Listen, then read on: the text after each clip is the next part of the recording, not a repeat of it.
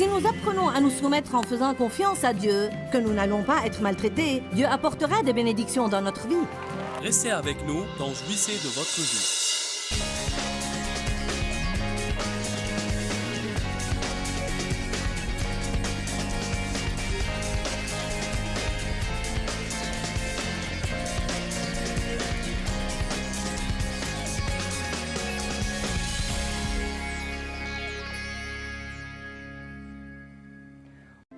Dieu traitait vraiment avec moi au sujet d'être plus soumise à Dave et de lui parler sur un autre ton. Et de ne pas prendre des attitudes. Et surtout de ne pas penser que j'étais mieux que lui ou plus intelligente que lui ou que je savais plus que lui. Et je sais que personne de vous n'est comme ça, mais je vais juste vous raconter ma triste histoire.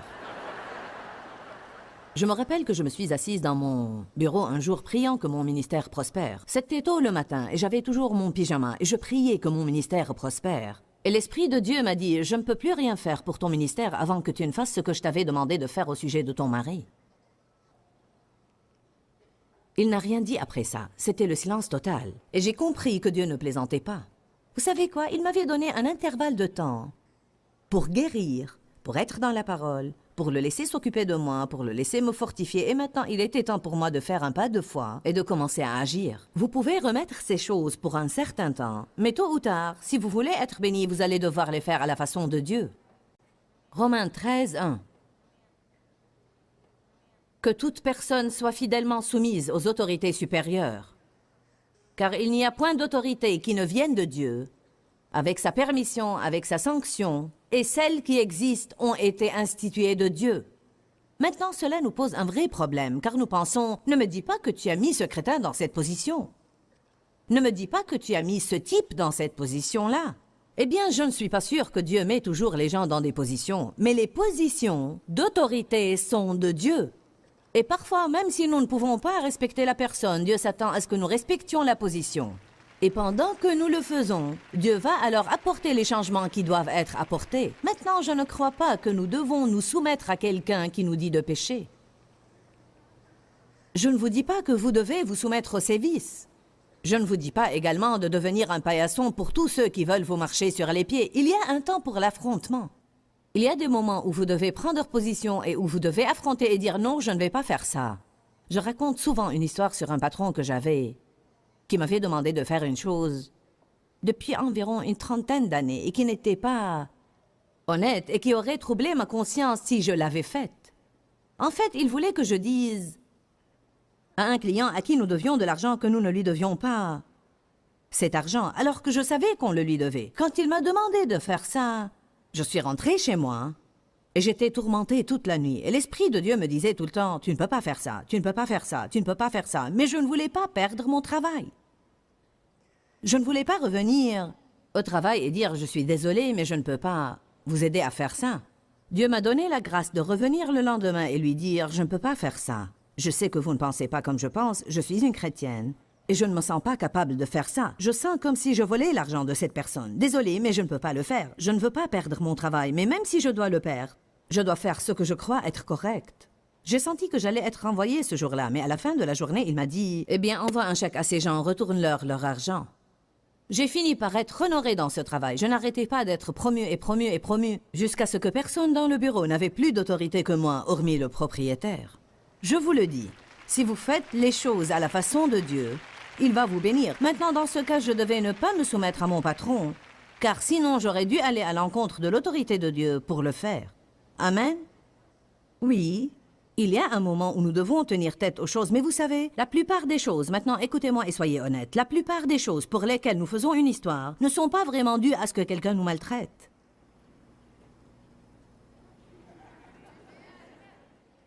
Ce n'est pas dû à ce que nous soyons abusés et à ce que nous soyons maltraités. C'est vraiment quand quelqu'un nous dit de faire une chose que nous ne voulons pas faire, une chose que nous n'aimons pas, une chose que nous n'admettons pas, notre opinion n'est pas la même que la sienne,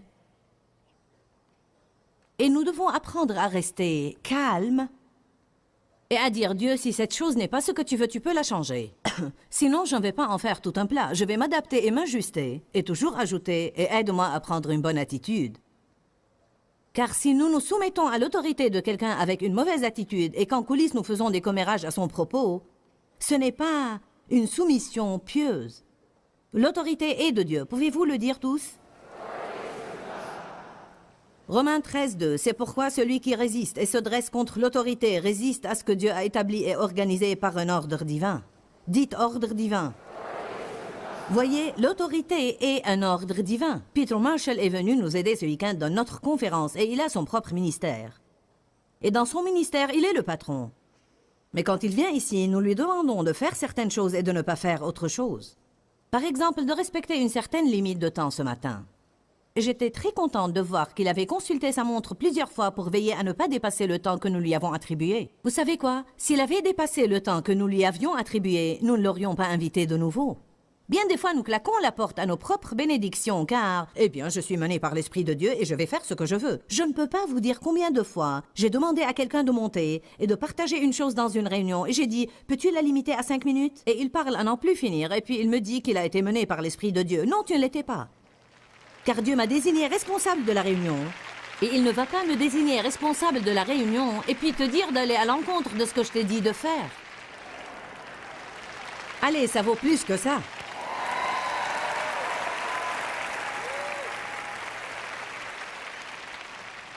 Quelqu'un peut faire une erreur et se laisser emporter et s'exalter dans le Seigneur et dépasser le temps, mais ce n'est pas de ça que je parle. Je ne parle pas d'être légaliste et rigide. Je parle de ne pas prendre une attitude. Dites l'un à l'autre, débarrasse-toi de l'attitude. Certains d'entre vous ont l'air d'être malades. Honnêtement et sincèrement, parfois quand je prêche des messages comme ça, c'est presque comme si je voyais des personnes devenir livides. Pourquoi? Parce qu'elles savent qu'elles ont été coincées. Ce n'est pas en raison de ce que Joyce Meyer se tient là pour vous dire. C'est la parole de Dieu pour vous ce soir. Une parole dite à propos. Pourquoi? Parce que Dieu vous aime et il a un bon plan pour votre vie. Et il veut vous bénir. Dieu veut libérer des bénédictions radicales dans votre vie. Il veut que vous ayez la paix. Il veut que vous ayez la joie. Dieu veut augmenter l'onction sur votre vie. Eh bien, j'étais contente que Peter Marshall ait fait ce que je lui avais demandé de faire avec une bonne attitude. S'il faisait quelque chose dans son ministère, s'il montait une conférence et me demandait de venir, nous aurions alors ce qu'on appelle une inversion de rôle. Et je n'aurais pas été capable de me tenir ici si je ne pouvais pas aller à sa conférence et le laisser me demander de faire ou de ne pas faire quelque chose. Et si je ne me soumettais pas à son autorité alors, je serais en rébellion. Vous pouvez être dans un endroit et occuper un poste de responsabilité, et vous pouvez aller ailleurs et avoir rapidement à vous ajuster, à vous soumettre, et nous devons apprendre à faire ça. Nous devons arriver à un point. Watchman Nee dit, chaque croyant doit être capable d'entrer dans un immeuble, d'entrer dans une chambre, et la première chose qu'il doit faire, dit-il, c'est de localiser dans son esprit qui est le responsable dans cette chambre et de prendre immédiatement une décision. Je vais me placer sous son autorité. Nous ne comprenons pas qu'il y ait un filet de sécurité pour nous lorsque nous nous soumettons. Si nous apprenons à nous soumettre en faisant confiance à Dieu, que nous n'allons pas être maltraités, Dieu apportera des bénédictions dans notre vie.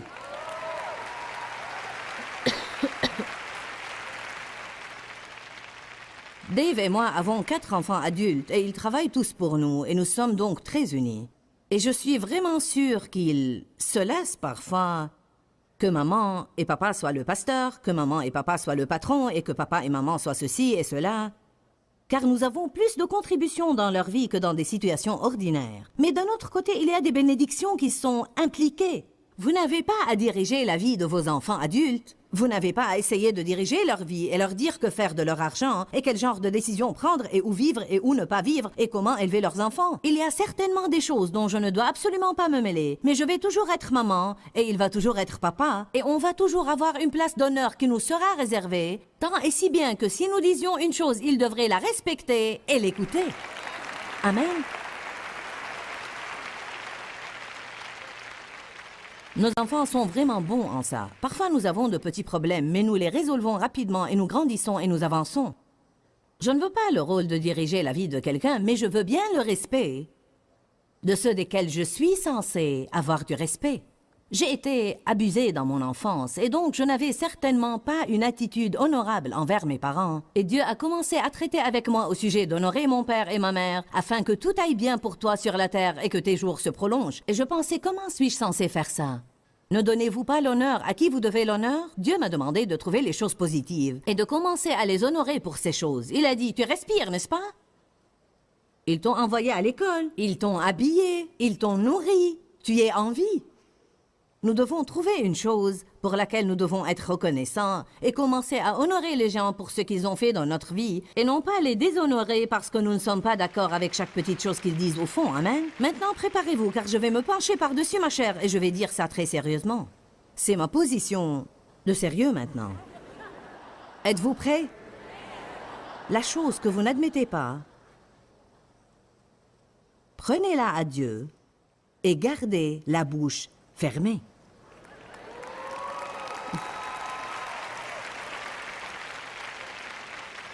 Ce dont je parle ce soir est probablement une des choses les plus difficiles que n'importe quelle personne puisse apprendre à faire, surtout pour quelqu'un qui a n'importe quelle sorte de rigueur dans sa personnalité.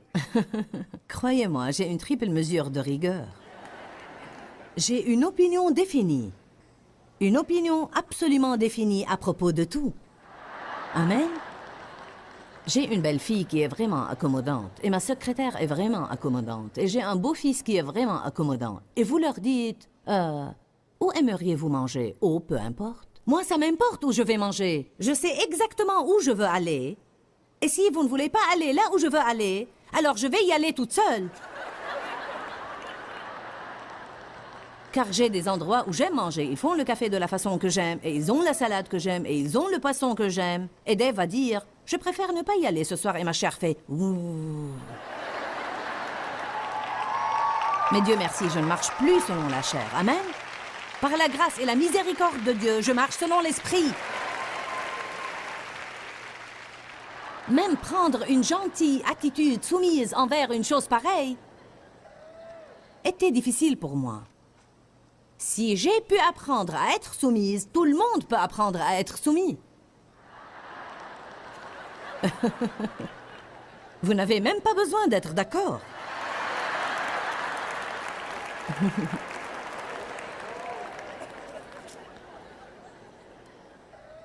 Vous savez, j'ai prié avant de commencer ce sermon qu'à travers la parole ce soir, il y aurait une onction qui libérerait les gens des esprits de rébellion. Car je veux vous dire de nouveau que je prends cette chose très au sérieux. J'essaye de prêcher d'une façon où nous pouvons rire un petit peu pour ne pas avoir une soirée complètement dure. Mais c'est une affaire très sérieuse, et je veux que vous la preniez au sérieux. Et je veux que vous demandiez à Dieu de commencer à vous révéler chaque fois que vous avez une attitude rebelle. Dites attitude. Je ne veux pas uniquement poursuivre mes actions rebelles. Je veux aller plus loin. Je veux poursuivre mon attitude rebelle. Je veux arriver à cette racine, car si je n'y arrive pas, je vais toujours produire des fruits. Allez maintenant. Si je n'arrive pas à cette mauvaise racine dans ma vie, je vais alors toujours avoir de mauvais fruits. Amen. Alléluia. Romains 13, 2. C'est pourquoi celui qui résiste et se dresse contre les autorités résiste à ce que Dieu a établi et organisé par ordre divin. Et ceux qui résistent attireront une condamnation sur eux-mêmes, recevant la sanction qu'ils méritent. Car les autorités civiles ne sont pas à redouter pour les gens qui ont de bonnes actions. Veux-tu ne pas craindre celui qui a de l'autorité? Alors fais le bien, et tu recevras son approbation et ses éloges. Car il est serviteur de Dieu pour ton bien. Mais si tu fais le mal, alors tu dois le craindre, car ce n'est pas en vain qu'il met et porte l'épée. Il est serviteur de Dieu pour exercer sa vengeance sur celui qui fait le mal. Verset 5. Il est donc nécessaire d'être soumis à l'autorité, non seulement pour éviter la colère de Dieu et échapper à la punition, mais encore comme une question de principe et pour la conscience. Je vais lire ça de nouveau. Il est donc nécessaire d'être soumis à l'autorité, non seulement pour éviter, numéro 1, la colère de Dieu,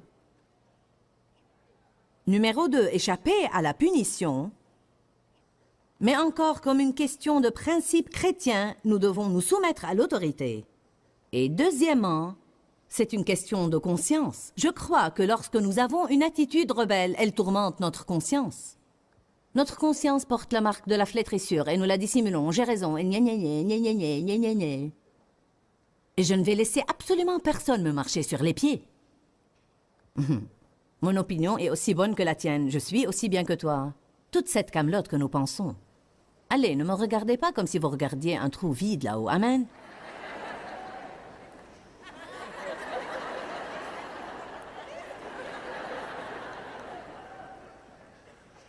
Dieu veut nous bénir.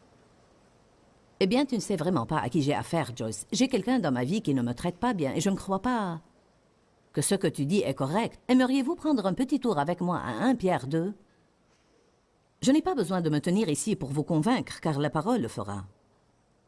Ce sont ces passages spécifiques qui ont bouleversé ma vie. J'ai essayé tous les moyens du monde pour les fuir et...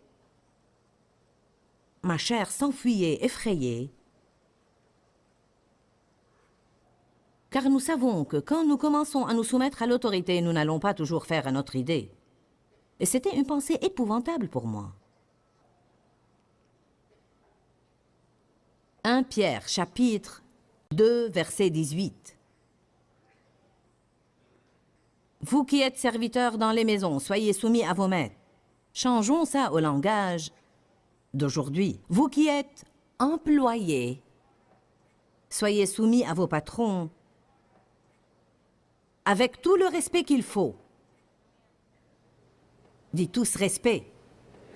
Combien d'entre vous savent que si nous faisons des commérages dans le dos de quelqu'un, nous ne lui témoignons pas de respect?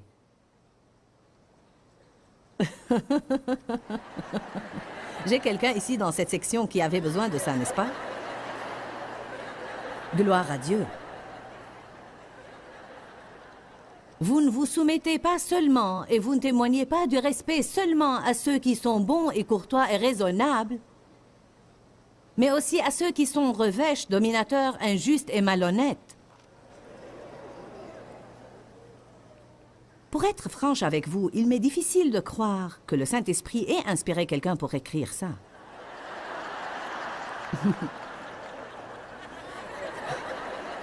Maintenant, ce n'est que le début. Car nous sommes regardés d'un œil favorable, nous sommes appréciés, acceptés et dignes de remerciements, si comme devant Dieu, en d'autres termes, si vous le faites pour Dieu, vous supportez les afflictions d'une souffrance injuste. Bon, cela plaît à Dieu.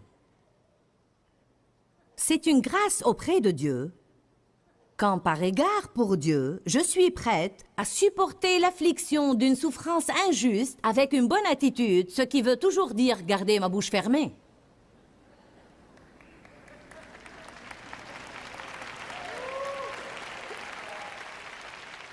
Savez-vous, comme il est difficile d'avoir quelqu'un qui ne nous traite pas de la façon dont nous pensons que nous devons être traités et de ne le raconter à personne hormis Dieu?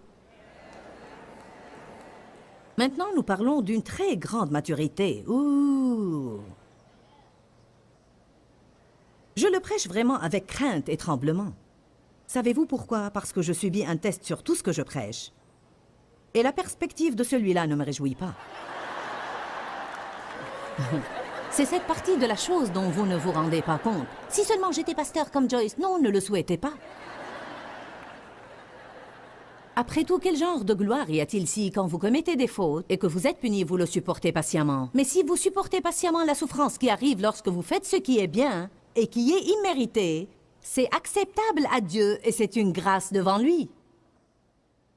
Et c'est à cela que vous avez été appelés. C'est inséparable de votre vocation, car le Christ aussi a souffert pour vous, vous laissant son exemple personnel, afin que vous suiviez ses traces. Vous savez quoi? Jésus savait que Judas allait le trahir, et il n'a jamais traité Judas d'une façon différente de celle dont il traitait les autres. Aïe! Lui qui n'a point commis de péché, et dans la bouche duquel il ne s'est point trouvé de fraude. Verset 23, dernier verset. Lui qui injuriait et insultait ne rendait point d'injures ou d'insultes. Quand il était maltraité et qu'il souffrait, ne faisait point de menaces de vengeance, mais il s'en remettait en toutes choses à celui qui juge justement. Quel est le résumé de cela? Jésus a enduré des choses injustes. Il a souffert pour des choses imméritées. Il a été mal jugé. Il a été critiqué. Il a été rejeté. Il a été trahi. Et pourtant, il n'a jamais essayé de se venger. Il a gardé une attitude pieuse. Il se fiait à Dieu.